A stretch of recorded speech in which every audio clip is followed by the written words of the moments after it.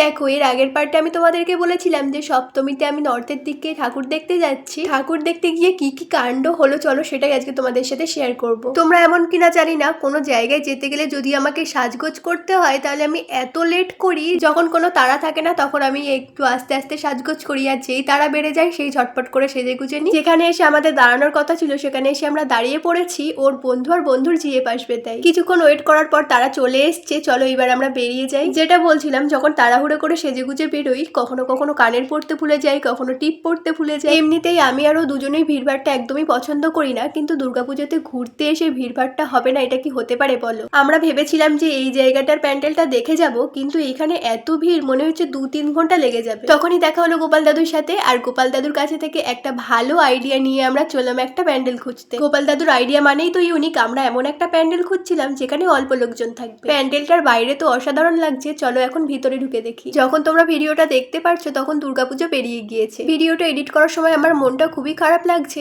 এই কদিন আগে ষষ্ঠী এলো, আবার দশমীও চলে গেল।